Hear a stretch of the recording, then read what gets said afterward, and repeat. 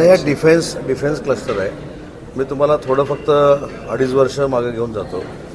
2.5 वर्षापूर्वी या क्लस्टरची घोषणा झाली त्यावेळी देखील राज्याचा उद्योगमंत्री मीच होतो आणि 2.5 वर्षानंतर त्याचं उद्घाटन होताना देखील महायुतीचंच सरकार आहे आणि उद्योगमंत्री देखील मीच आहे.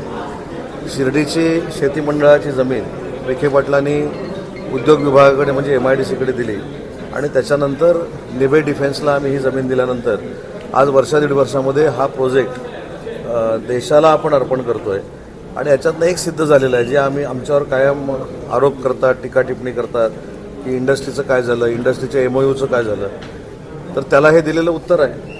आज हा चांगला प्रोजेक्ट, त्याच्यातनं हजारो बेरोजगारांना रोजगार मिळणार आहे आणि अशा पद्धतीनं 5 ठिकाणी महाराष्ट्राच्या डिफेन्स क्लस्टर होत आहेत. त्यांना जागा देखील आम्ही दिलेली आहे आणि ह्याच्यातनं फार मोठी रोजगार निर्मिती होणार आहे. पेट्रोल डिझेलचे आज भाव पुन्हा वाढले, 10 दिवसात तिसऱ्यांदा वाढले. याचा उद्योगधंद्यावर काय परिणाम होईल काय? नाही, अशा पद्धतीनं थोडाफार उद्योगधंद्यावर परिणाम होतच असतो, परंतु उद्योगधंद्यावर परिणाम होत असताना विरोधक जे सांगतायत आणि जे सरकारवर टीका करतात हे देखील योग्य नाही. हे काय कृत्रिम टंचाई कोणी निर्माण केलेली नाही, केंद्र सरकारनं केलेली नाही, पंतप्रधान महोदयांनी केलेली नाही. हे खरं तर राष्ट्रीय संकट आहे आणि राष्ट्रीय संकट कशामुळे उभं राहिलं आहे तर ज्या पद्धतीनं इस्रायल-इराण युद्ध सुरू आहे, अमेरिका-इराण युद्ध सुरू आहे, याच्या पार्श्वभूमीवर आखाती देशांवर जे हल्ले झाले त्याच्यातनं जे काही डॅमेजेस झालेले त्याच्यामधनं ही टंचाई निर्माण होते. पण याच्यामध्ये राष्ट्रीय संकटामध्ये देखील राजकारण करायचं, पंतप्रधानांना बदनाम करायचं, ही जी काही घाणेरडी प्रवृत्ती आहे ही याच्यामध्ये योग्य नाही. या राष्ट्रीय संकटाचा सामना आपण सगळ्यांनी एकत्रपणाने केला पाहिजे.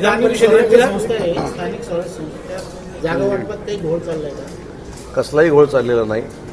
17च्या 17 जागा महायुती लढेल, एकमेकाच्या सल्ल्यानं लढेल. तिन्ही नेते याच्यामध्ये निर्णय घेतील. त्याच्यामध्ये देवेंद्रजी असतील, आमचे पक्षप्रमुख एकनाथ शिंदेसाहेब असतील आणि सुनेत्रा वहिनी असतील. सीएम साहेबांसोबत 5 जागांसाठी काहीतरी चर्चा सुरू आहे. सीएम साहेबांचं आणि आमचं बोलणं रोजच होत असतं. आज देखील बोलणं झालेलं आहे, पण ते काय झालं, कसं झालं, हे जर आताच तुम्हाला जर सांगितलं तर तुम्ही ब्रेकिंग कशी द्याल ना? रोज ब्रेकिंग आली पाहिजे. नाशिक आणि रायगडच्या जागेवरून चर्चा सुरू होती, मागणी देखील आहे शिंदे साहेबांची. 17च्या 17 जागेवर चर्चा सुरू आहे. 17च्या 17 जागा महायुती म्हणून आम्ही लढणार आहोत आणि 17च्या 17 जागा महायुती म्हणून आम्ही जिंकणार आहोत. रायगडच्या जागेसंदर्भात ती 17मध्ये आहे. आता आता 17 जागेवर चर्चा सुरू आहे म्हटल्यानंतर नाशिक त्याच्यामध्ये आलं ना.